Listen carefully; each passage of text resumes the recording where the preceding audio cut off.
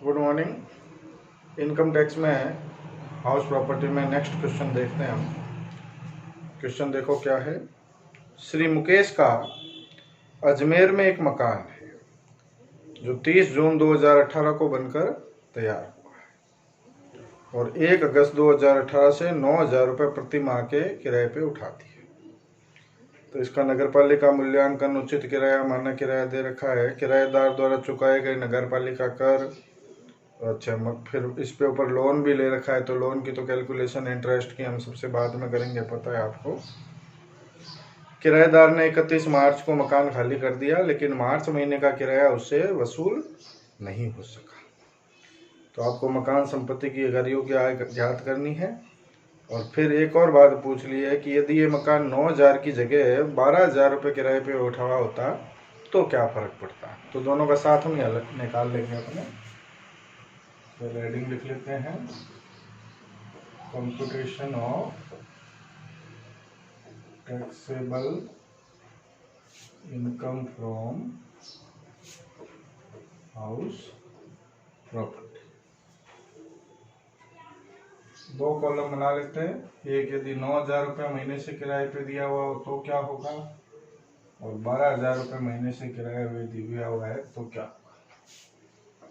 Let out at the rate of 9,000 per month, और एक बना लेते हैं let out at the rate of 12,000 पर। अब एक तो इस क्वेश्चन में सबसे इम्पोर्टेंट बात क्या है कि ये मकान बनकर तैयार हुआ है 30 जून 18-19 के ईयर के लिए हम कैलकुलेशन कर रहे हैं, देखो। और बन के तैयार ही 30 जून 18 को हुआ है। तो अब हम साल भर की कोई भी चीज साल भर की तो ले ही नहीं सकते। आपको पता है, जैसे म्यूनसिपल वैल्यूएशन है, फेयर रेंट है, स्टैंडर्ड रेंट है, ये सब चीजें हमेशा साल भर की लेते हैं हम, भले मकान कितने महीने किराए पे दिया हो। लेकिन यहाँ पे चूंकि मकान बन के 30 जून 18 को तैयार हुआ है, तो रहने लायक तो 1 जुलाई से ही हुआ है वो, तो हर चीज 9 महीने की ही लेनी पड़ेगी। ये चीज विशेष रूप से ध्यान रखनी है। तो हम लिखेंगे step 1, municipal valuation. Municipal valuation कितना है इस मकान का, देखो 1,20,000 है, लेकिन ये तो साल भर का है, तो अपने को 9 महीने का 90,000 हो गया।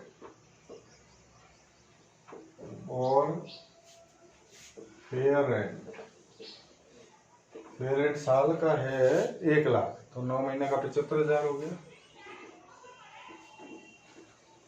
whichever is high but restricted to standard rent दिया 1,30,000, तो 9 महीने का 97,500। तो देखो 90,000 और 75,000 दोनों में से ज्यादा क्या है, 90,000 है, लेकिन 97,500 से कम होना चाहिए, तो कम ही है, तो 90,000 रुपये वैल्यूएशन देना पड़ेगा इसका। ये हमने 90,000।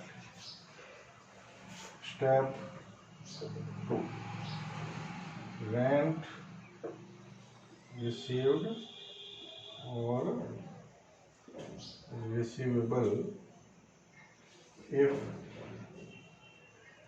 property is let out throughout the year। अब throughout the year का मतलब 9 महीने होंगे, ठीक है ना, पूरा साल का नहीं लेना। तो 9,000 रुपये महीने से दिया हुआ है, ठीक है ना, तो 9 महीने का ही लेंगे अपने।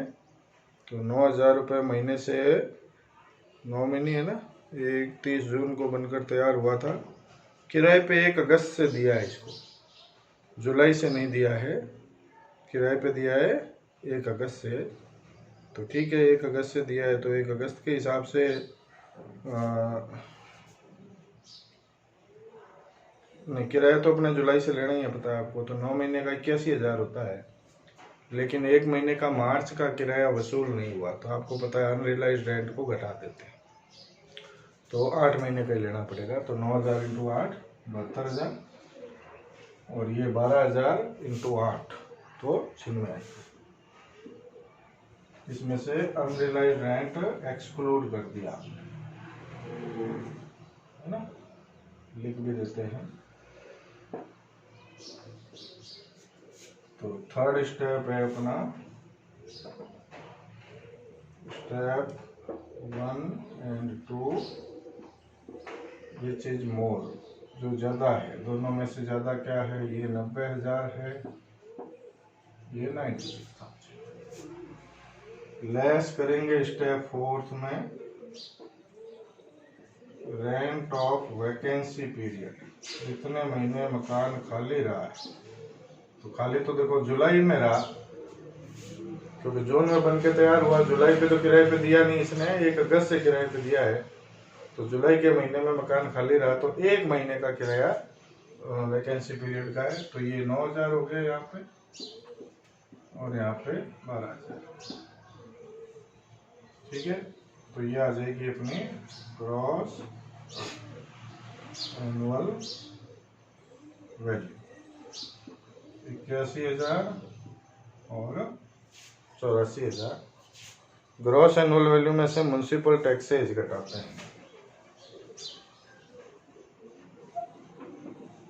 म्युनिसिपल टैक्स कितना है देखो, म्युनिसिपल टैक्स 10,000 रुपए है, लेकिन किराएदार ने चुका दिया है। किराएदार ने चुकाया तो नहीं घटाएंगे, मालिक चुकाए तो ही घटाना है ना, तो कुछ नहीं घटाना है। तो ये नेट एनुअल वैल्यू आ जाएगी, नेट एनुअल। इसमें से लेस करते हैं एक तो स्टैंडर्ड डिडक्शन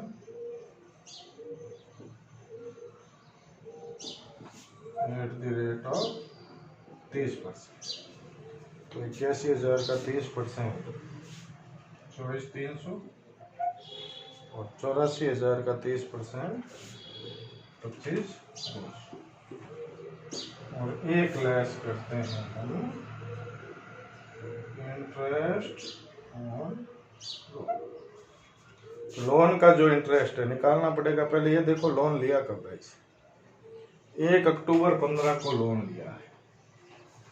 देखो लोन लेने की डेट है 1/10/15, मकान कंप्लीट होने की डेट है 30/6/18। तो 18 में कंप्लीट हुआ है, तो 18-19 ईयर में तो पूरे साल की छूट इसको मिली जाएगी इंटरेस्ट की। तो 18-19 का तो पूरे साल का लेना है, मतलब 1 अप्रैल 18 से। इसका मतलब 31 मार्च 18 तक का जो इंटरेस्ट है वो प्री कंस्ट्रक्शन पीरियड का, प्री कंस्ट्रक्शन इंटरेस्ट। अब देखो 1 अक्टूबर 15 से 31 मार्च 18 तक का लेना है। ये हो गए आपके 6, 12 और 12, 30 महीनों का इंटरेस्ट हो गया। ये प्री कंस्ट्रक्शन का है। लोन कितने रुपए का है, लोन है 1 लाख रुपए का, और रेट है 10%।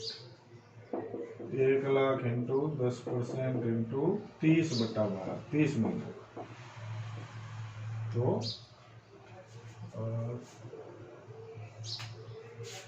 0 से 2 0 काट देते हैं, 5 25,000 रुपये इंटरेस्ट हो गया है 30 महीनों का। और इसकी 5 किस्तें करते हैं, आपको पता है हम। तो 25,000/5, मतलब 5,000 रुपये का तो प्री कंस्ट्रक्शन इंटरेस्ट का लाभ मिलेगा इसको। और करंट ईयर इंटरेस्ट का लाभ कितना मिलेगा, तो करंट ईयर का तो पूरे 1 साल का 1 लाख रुपए का 10%, 10,000, मतलब कुल मिला के इसको इंटरेस्ट ऑन लोन में 15,000 रुपये की छूट मिल जाएगी। तो लेस इंटरेस्ट ऑन लोन 15,000। अब आ जाएगी अपनी taxable income from house property. कितनी कितनी आ जाएगी देखो, 41,700 ये तो पहले मकान की, और दूसरे मकान की 43,800। ये आपके हल। ठीक है। तो ये हाउस प्रॉपर्टी का एक क्वेश्चन और कर लिया हमने, और भी 1-2 क्वेश्चन करेंगे, उसके बाद चैप्टर को ख़त्म करेंगे नेक्स्ट वीडियो में। Thank you.